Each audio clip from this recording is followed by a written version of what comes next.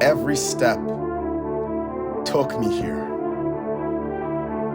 where runners become legends. Time to run after it. The Boston Marathon. Hey guys. Yes, that's right. The training has finally started. I'm getting ready for my most ambitious marathon yet, and I'm about to break down how I'm actually going to train for it. So guys, the journey to this point has taught me a lot, specifically about setting goals that actually excite me. Back in March, although I was in around 3-hour, 14-minute shape, I wanted to chase a 2-hour, 15-minute marathon, which took me around 6 months after my first marathon achieved. And during that time period, I ramped up my mileage from 50 miles to 60 miles, from all the way to 80 miles to 100 miles. And to be honest, mileage was a big factor on how I qualified for the Boston Marathon. Specifically in the sense that when I kept stacking more mileage, it helped me be more comfortable going faster at more and more distances. For example, from the 5K to the 10K to the half marathon and eventually to the marathon.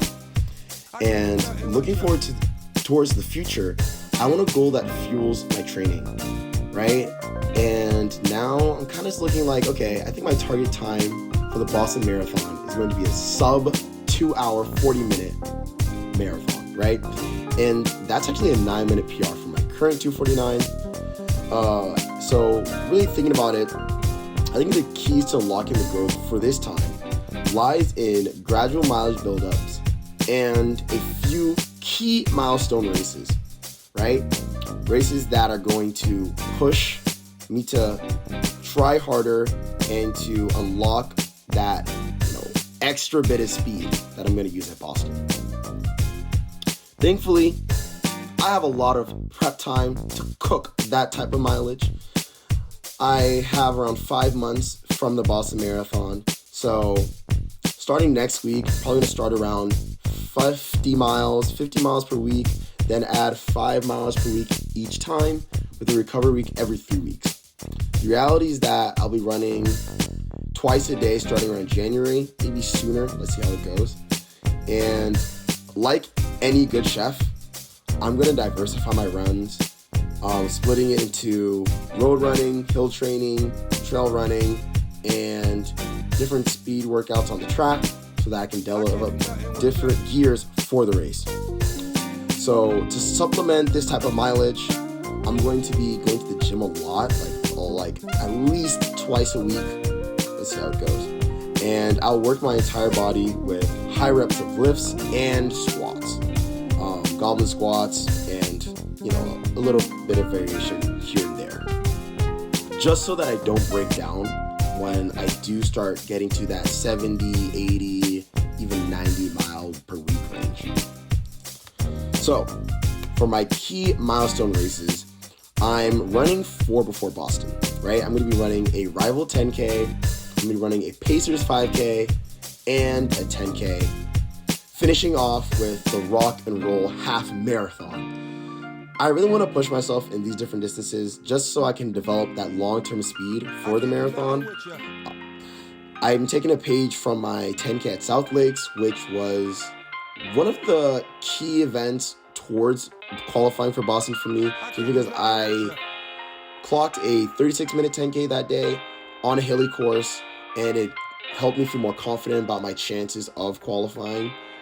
But this time, the 10Ks I'm going to be doing next year, I'm trying to do low 5-minute miles, which hopefully will translate to a 6 flat marathon pace when it comes to the Boston Marathon, right?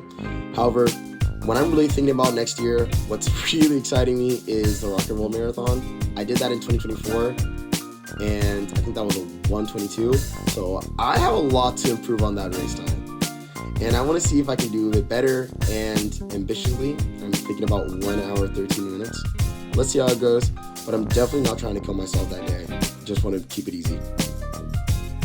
But a bit more, speed.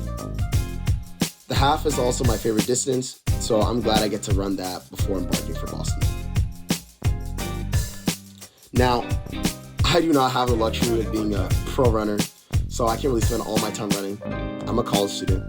So to maximize my time studying, I try to do my hardest workouts on the weekend, and then I try to study with food close by since I know I'll be eating like an absolute beast.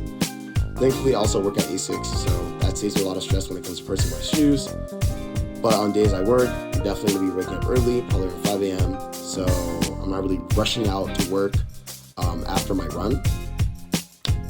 Additionally, I'm just going to try to make sure that I'm keeping it consistent with each time that I run. If I'm running at 5 a.m. consistently, let's just keep it at 5 a.m. Or if it's like 5 a.m. and 6 p.m., let's just keep it at that time. Consistency is going to be very key for this block. And finishing it off, thank you so much, guys, for watching. This is like a new take. I'm trying to, these types of videos to see, how I can get good at it. And I'm excited to take you on the Boston journey. Leave a like and subscribe if you liked it, and have a blessed day. Peace out, guys.